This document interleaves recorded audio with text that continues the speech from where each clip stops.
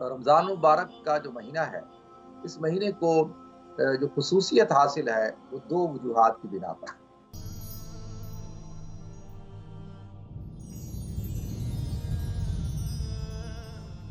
الحمدللہ رب العالمین والعاقبۃ للمتقین والصلاۃ والسلام علی اشرف الانبیاء والمرسلین وعلی آلہ وصحبہ اجمعین، اما بعد فاعوذ باللہ السمیع العلیم من الشیطان الرجیم، بسم اللہ الرحمن الرحیم۔ شہر رمضان الذی انزل فیہ القرآن ھدی للناس وبینات من الھدی والفرقان، صدق اللہ العظیم۔ اللہم صلی علی محمد وعلی آل محمد کما صلیت علی ابراہیم وعلی آل ابراہیم انک حمید مجید، اللہم بارک علی محمد وعلی آل محمد کما بارکت علی ابراہیم وعلی آل ابراہیم انک حمید مجید، رب اشرح لی صدری ویسر لی امری واحلل عقدۃ من لسانی یفقہوا قولی۔ محترم ناظرین کرام، بزرگان دین اور میری عزیز ماؤں اور بہنوں بھائیوں، السلام علیکم ورحمۃ اللہ وبرکاتہ۔ ناظرین، آخری عشرہ، تیسرا عشرہ رواں دوا ہے، اور آج 22 رمضان مبارک ہے، اور آج کی رات جو ہے وہ آنے والی 23ویں شب ہوگی، اور 23ویں شب جو آخری 10 راتیں ہیں ان میں سے دوسری طاق رات ہے، جس کے بارے میں اللہ کے رسول صلی اللہ علیہ وسلم نے ارشاد فرمایا، تحروا لیلۃ القدر فی وتر عشر آخری رمضان، کہ لیلۃ القدر کو تلاش کرو رمضان کے آخری عشرے کی طاق راتوں کے اندر۔ تو الحمدللہ آج دوسری طاق رات ہے۔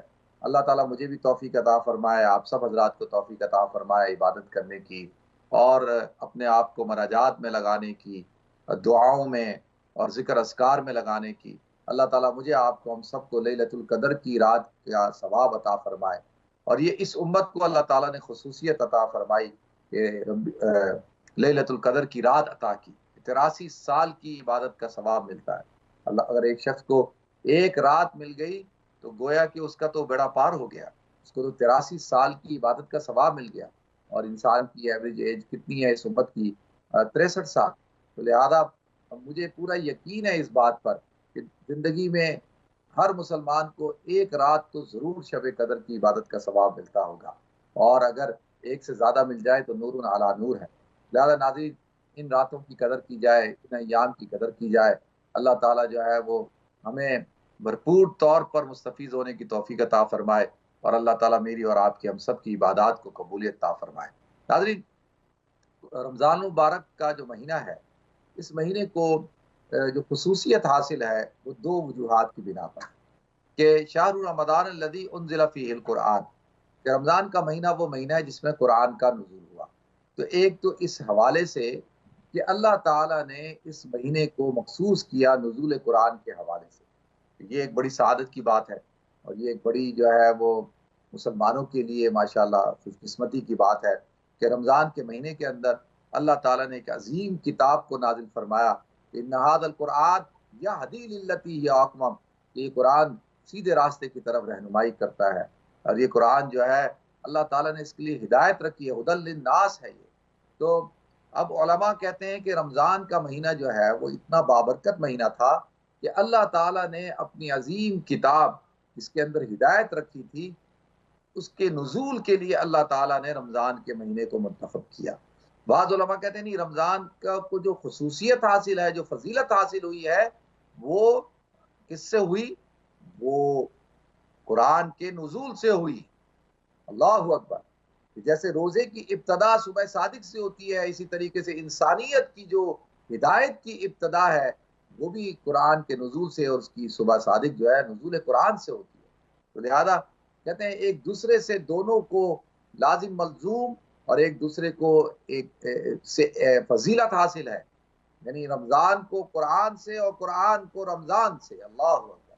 اور اسی طرح سے اللہ تعالیٰ نے ایک عظیم رات جس مہینے کے اندر رکھی، اس کو لیلۃ القدر کہا جاتا ہے، اور لیلۃ القدر خیر من الف شہر، جو 1000 مہینوں سے بہتر ہے، اس کے اندر اللہ رب العزت نے انا انزلناہ فی لیلۃ القدر، کہ ہم نے قرآن کو لیلۃ القدر میں نازل فرمایا۔ تو اس حوالے سے یعنی لوح محفوظ سے آسمان دنیا پہ پورا قرآن ایک رات میں نازل ہوا، اور پھر 23 سال کے اندر نجمن نجمن ضرورتاً جو ہے اللہ رب العزت نے قرآن پاک نازل کیا، اور مکمل ہوا 23 سال میں۔ اور اس کی ابتدا کب ہوئی؟ ابتدا جو ہے وہ ناظرین رمضان کے مہینے کے اندر ہوئی۔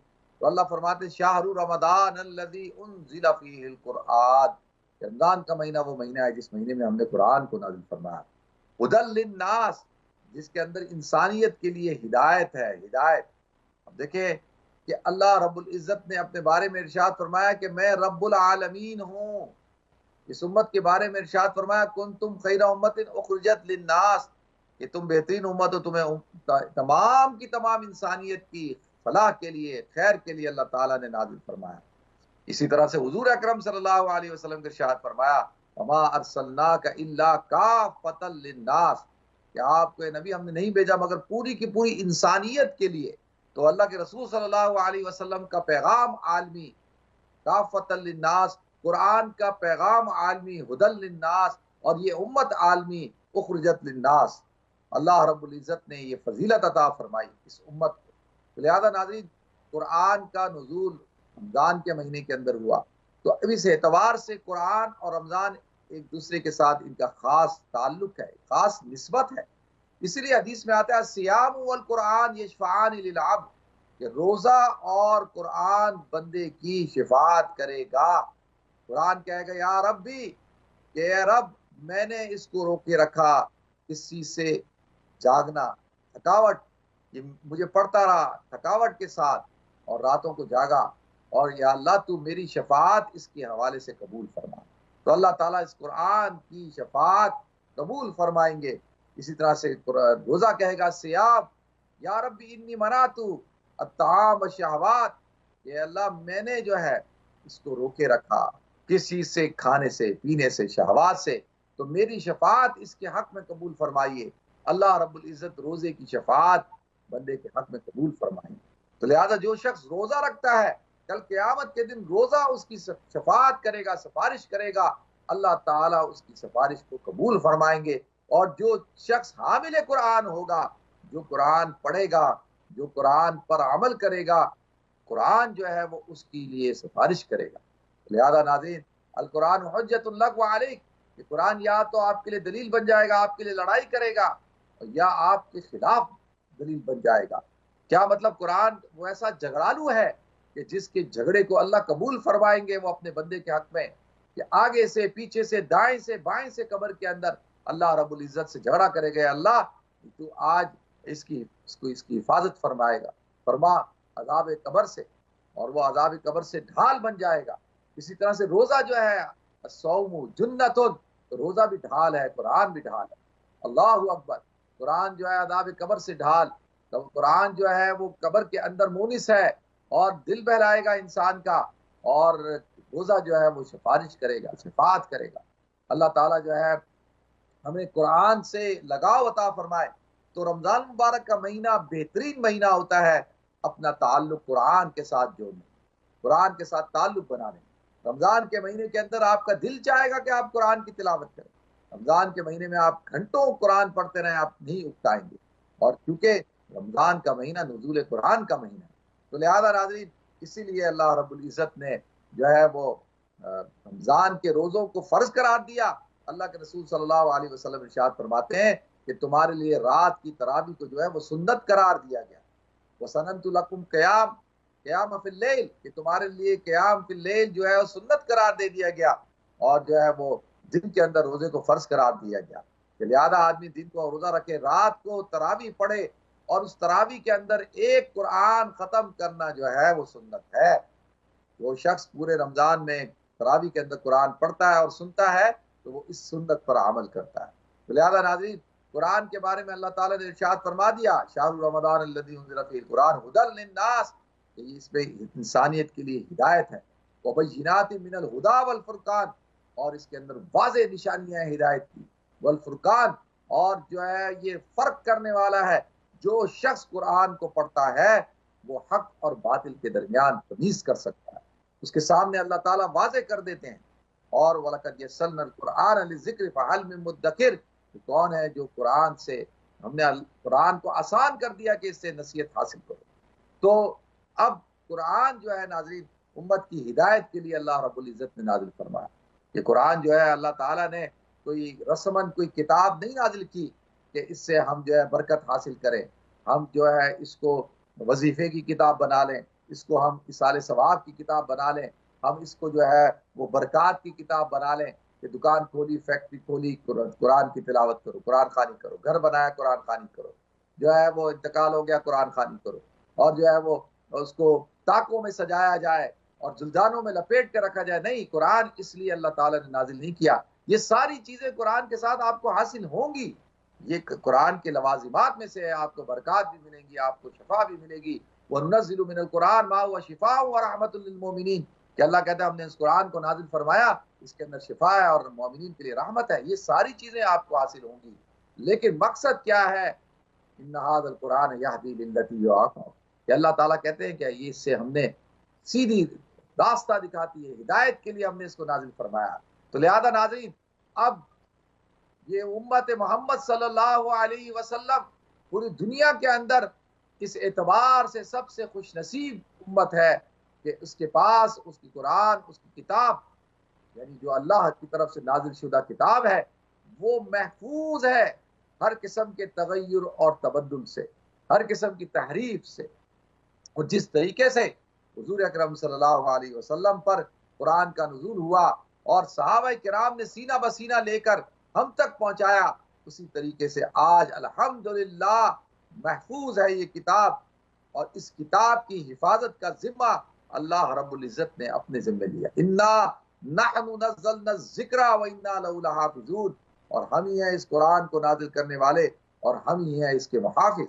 اللہ کہتے ہیں ہم میں نحنو کا صیغہ لا کر یہاں پر اس بات کی طرف اشارہ کر دیا کہ ہمارے ساتھ یہ حفاظ قرآن جو رمضان میں تراویح پڑھاتے ہیں، ماشاءاللہ، یہ ماشاءاللہ چھوٹے چھوٹے بچے، یہ نوجوان جن کے سینوں کے اندر قرآن ہے، یہ جو ہے یہ اللہ کے ساتھ اللہ فرماتا ہے یہ ان کے ذریعے سے میں اس کتاب کی حفاظت کرتا ہوں، اس قرآن کی حفاظت کرتا ہوں۔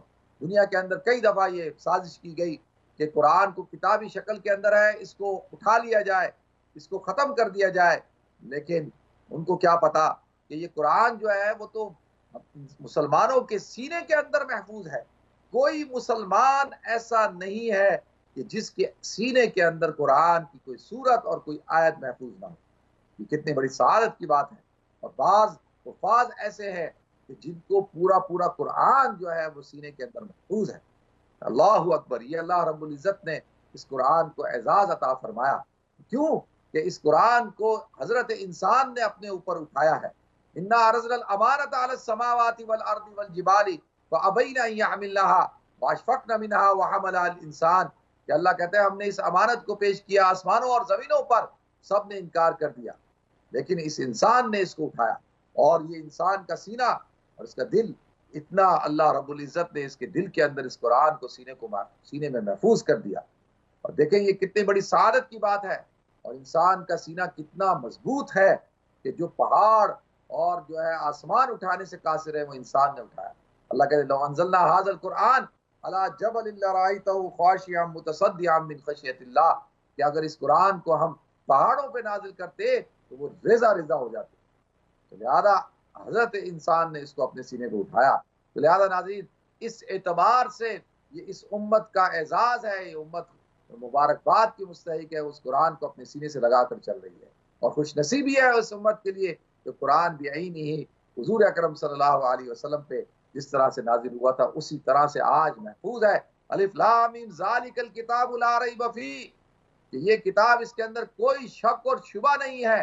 اگر کوئی شخص اس کتاب کے اندر شک اور شبہ کرتا ہے کہ یہ اللہ کی کتاب ہے یا نہیں ہے تو اس کا ایمان خطرے کے اندر ہے۔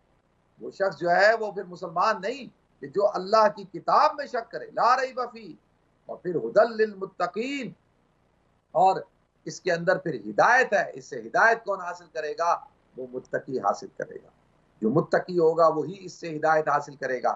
سوال اٹھتا ہے نا کہ کیا بات ہے کہ آج قرآن ہمارے پاس موجود ہے، ہم اس سے رہنمائی حاصل نہیں کر رہے، اس کی بنیادی وجہ کیا ہے؟ اس کی بنیادی وجہ یہ ہے کہ اللہ کے رسول صلی اللہ علیہ وسلم نے ارشاد فرمایا سیأتی علی امتی زمان لا یبقى من الاسلام الا اسمہ ولا یبقى من القرآن الا رسمہ کہ میری امت پہ ایک زمانہ ایسا آئے گا کہ اسلام صرف نام رہ جائے گا، اسلام ختم، نام رہ گیا، ولا یبقى من القرآن الا رسمه، قرآن ختم ہو جائے گا مگر اس کے الفاظ رہ جائیں گے۔ آج قرآن کے الفاظ ہیں ناظرین، ہم اس پر عمل نہیں کرتے، کہتے ہیں کہ جی قرآن اپنا اثر نہیں دکھاتا۔ وہ کیسے اپنا اثر دکھائے کہ جب اس کے اوپر امپلیمنٹیشن نہ کی جائے۔ لیکن اگر آپ کو بیماری ہو جائے، آپ کو شوگر ہو جائے، ڈاکٹر آپ کو کہے کہ بھئی آپ نے میڈیسن کھانی ہے، خوبصورت پیکٹ کے اندر دوائیاں آپ لے کر آتے ہیں اور آپ گھر میں آ کے رکھ لیتے ہیں، صبح دوپہر شام دیکھتے ہیں، اس کو چومتے ہیں، ماتھے پہ رکھتے ہیں، ماشاءاللہ اس کی انگریڈینٹس پڑھتے ہیں، ہاں بھئی یہ دوائی کے یہ سائیڈ افیکٹس ہیں، روز پڑھ رہے ہیں۔ ایک مہینے بعد آپ جاتے ہیں شوگر چیک کراتے ہیں، آپ کی شوگر اور بڑی ہوئی ہے، اور بیمار ہے، تو ڈاکٹر کہتا ہے بھائی میں نے تو آپ کو میڈیسن دی تھی، آپ نے نہیں کھائی۔ کہتا بھائی آپ نے مجھے دی تھی، میں تو صبح شام اس کی زیارت کرتا تھا، اس کو چومتا تھا، اس کو پڑھتا تھا۔ تو وہ کہتا بھائی یہ اس لیے تھوڑی تھی، وہ تو اس لیے تھی کہ آپ نے اس دوا کو کھانا تھا۔ تو ہم نے بھی قرآن کے ساتھ یہی کیا کہ چوم رہے ہیں، ماتھے پہ رکھ رہے ہیں، بس وظیفے کی کتاب بنا لیا اور کہتے ہیں کہ قرآن اپنا اثر نہیں دکھاتا۔ بھائی کہاں سے دکھائے گا کہ جب تک آپ اس کو پر عمل نہیں کریں گے۔ اسی لیے تو وعید کتنی سخت بیان کی، وَمَن لَّمْ يَحْكُم بِمَا أَنزَلَ اللَّهُ فَأُولَٰئِكَ هُمُ الْفَاسِقُونَ، کہ جو قرآن کے احکامات پر عمل درآمد نہیں کرتے وہ فاسق لوگ ہیں۔ دوسری جگہ اللہ ارشاد فرماتے ہیں وَمَن لَّمْ يَحْكُم بِمَا أَنزَلَ اللَّهُ فَأُولَٰئِكَ هُمُ الْمُنَافِقُونَ، تو یہ منافق ہیں کہ جو قرآن کے اوپر عمل نہیں کرتے، قرآنی احکامات پر۔ پھر اللہ ایک سخت الفاظ کے اندر کہتے ہیں وَمَن لَّمْ يَحْكُم بِمَا أَنزَلَ اللَّهُ فَأُولَٰئِكَ هُمُ الْكَافِرُونَ، کہ وہ لوگ جو ہے وہ کافر ہی ہوگا جو قرآن کے مطابق زندگی نہیں گزارے۔ آج کہتے ہیں کہ جی قرآن کے اندر ہمارے مسائل کا حل نہیں ہے، قرآن کے اندر ہر مسئلے کا حل موجود ہے۔ اللہ رب العزت نے قرآن کے اندر ہر چیز کو بیان کر دیا ہے تفصیل کے ساتھ۔ اب یہ میری اور آپ کی کم علمی ہے، کوتاہی ہے، ہماری کم فہمی ہے کہ ہم اس سے قرآن سے استفادہ حاصل نہیں کرتے۔ اسی لیے تو اللہ کے رسول صلی اللہ علیہ وسلم نے ارشاد فرمایا ان اللہ یرفع بهذا الکتاب اقواما ویضع به آخرین، کہ یہ کتاب جو ہے جو لوگ اس کو پکڑیں گے اور اس پر عمل کریں گے تو اللہ تعالیٰ ان قوموں کو عروج عطا کر دے گا۔ یرفع بهذا الکتاب اقواما ویضع به آخرین، اور اللہ تعالیٰ اسی کتاب کے حاملین کو بھی ذلیل بھی کر دے گا کہ جنہوں نے جو ہے اس قرآن کو پس پش ڈال دیا۔ انبیاء اللہ کے رسول اللہ سے شکوہ کریں گے کہ یا انہوں نے مجھے جو میرے قرآن کو میری کتاب کو چھوڑ دیا تھا۔ تو لہذا یہ اس اعتبار سے دنیا کی بد نصیب ترین جو قوم ہے، ملت ہے، وہ مسلمان ہیں کہ ان کے پاس ان کی کتاب اپنی اصل صورت کے اندر، سیرت کے اندر، روح کے الفاظ کے اعتبار سے، ہر اعتبار سے بالکل اسی طرح سے محفوظ ہے جیسے نزول کے اعتبار سے نزول کے وقت محفوظ تھی، تو وہ اس سے استفادہ حاصل نہیں کرتے۔ تو ایک اعتبار سے ہم خوش نصیب اور دوسرے اعتبار سے ہم بد نصیب۔ تو لہذا ناظرین اب یہ قرآن ہے، اب قرآن کا تقاضا کیا ہے، قرآن ہم سے مطالبہ کیا کرتا ہے؟ قرآن کا مطالبہ کیا ہے؟ قرآن کا مطالبہ یہ ہے کہ بھئی قرآن کے مطابق زندگی گزاری جائے۔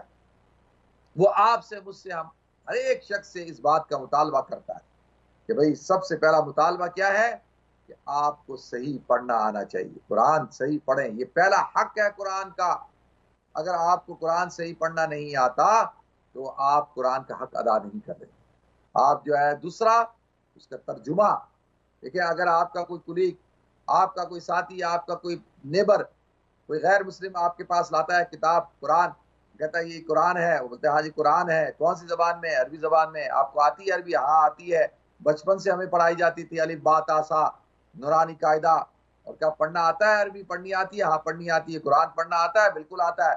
تو بھائی قرآن میں لکھا کیا ہے بتائیں، قرآن میں کیا لکھا ہے؟ تو پھر کیا ادھر ادھر بغلیں جھانکیں گے، ٹائیں ٹائیں فش۔ سورہ فاتحہ کا صحیح ترجمہ ہمیں نہیں آتا، سورہ فاتحہ کا جو نماز جس کے بغیر ہوتی نہیں ہے، جو ہر رکعت میں پڑھی جاتی ہے۔ ایک دفعہ ایک جماعت تھی، ویب سائٹ والے تھے، انہوں نے کراچی کے اندر سروے کیا، اور سروے کیا تھا کہ مسجدوں کے باہر وہ کھڑے ہو جاتے تھے کیمرہ لے کے اور وہ لے کے، اور لوگ نکلتے تھے اور لوگوں سے کہتے بھائی سورہ فاتحہ سناؤ۔ اب جو ہے کتنے لوگوں کی سورہ فاتحہ غلط، تلفظ غلط، مخرج غلط، ادائیگی غلط۔ پھر کتنے لوگوں سے پوچھا بھائی سورہ فاتحہ کا معنی بتا دو، تو آپ یقین جانیے کہ اکثریت کو سورہ فاتحہ کا معنی نہیں آتا تھا۔ ہمارے ہاں ایسے لوگ منسٹر بن جاتے ہیں جن کو سورہ اخلاص پڑھنی نہیں آتی ہے، جو صحیح طور پہ سورہ اخلاص نہیں پڑھ سکتے، وہ قوم کی رہنمائی کرتے ہیں، اس امت کے لیڈر بنتے ہیں۔ لہذا حاملین قرآن جو ہوں گے نا، اللہ تعالیٰ نے ان کو عزت دی ہے، انہی کو یہ اللہ تعالیٰ نے شرف عطا کیا ہے، دنیا کے اندر بھی اور آخرت کے اندر بھی۔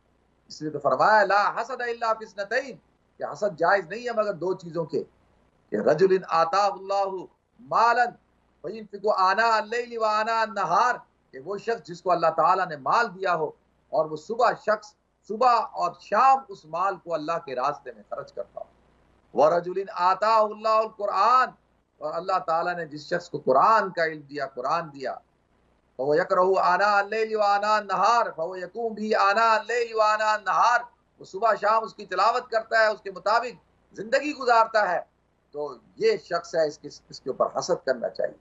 یہ ہے حامل قرآن، یہ ہے باعزت شخص، اس کے اوپر حسد کرو کہ اللہ ہمیں بھی تو ایسا بنا دے۔ لہذا ناظرین، اب ہماری تباہی اور بربادی کا کہ اسباب میں کیا، قرآن کے حقوق کو پورا نہیں کیا، ترجمہ نہیں آتا، قرآن کے معانی مفاہیم ہمیں نہیں آتے، دو باتیں، تیسرا یہ کہ اس کے احکام کیا ہیں، ان احکام کے مطابق ہم نے زندگی گزارنی ہے، بالکل ہم نہیں گزارتے، اور چوتھا بنیادی حق کیا ہے کہ ہم خود بھی قرآن کے مطابق عمل کریں، زندگی گزاریں اور لوگوں تک پہنچائیں۔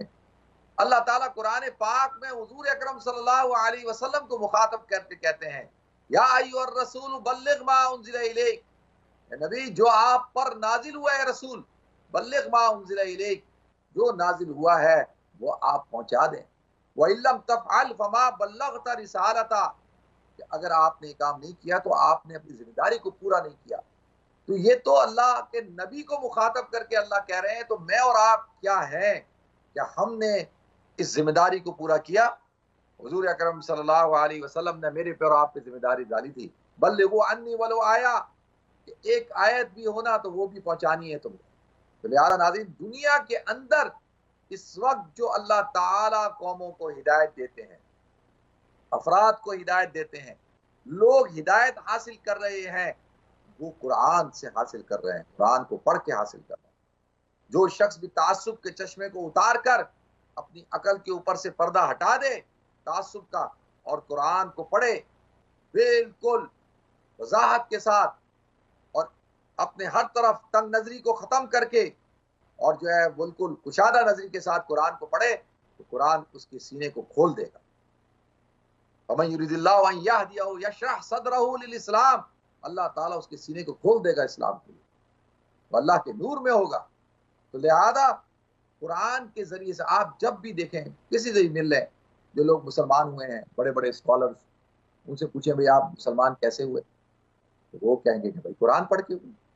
جب ہم نے قرآن کو پڑھا تو یہ قرآن واحد ایسی کتاب ہے کہ جس کے اندر کوئی شک و شبہ نہیں، جس کے اندر کوئی تضاد نہیں، اور جو انسان کے دماغ کو کھول دیتی ہے۔ تو لہذا یہ اللہ رب العزت نے جو ہے وہ قرآن کو اللہ تعالیٰ نے ہمیں دیا۔ لہذا ناظرین، رمضان مبارک کا مہینہ ہے، اس مہینے کے اندر قرآن سے اپنا تعلق جوڑ لیں، قرآن سے۔ دیکھیں رمضان کے اندر آپ کی میری ایکسرسائز کرائی جاتی ہے، ٹریننگ کرائی جاتی ہے، مشق کروائی جاتی ہے کہ بھائی آپ نے صبر کے مادے کو پیدا کرنا ہے، شہر الصبر ہے، شہر المواسات ہے، اپنے اندر دوسروں کے احساس کا، بھوک کے اور پیاس کا جذبہ پیدا کرنا ہے کہ بھائی کس طریقے سے بھوک اور افلاس ہوتی ہے۔ تو شہر المواسات، شہر الصبر، اسی طرح شہر القرآن، یہ شہر القرآن ہے کہ قرآن سے رمضان میں تعلق پیدا کریں۔ اللہ تعالیٰ مجھے آپ کو ہم سب کو عمل کرنے کی توفیق عطا فرمائے۔ وآخر دعوانا الحمدللہ رب العالمین۔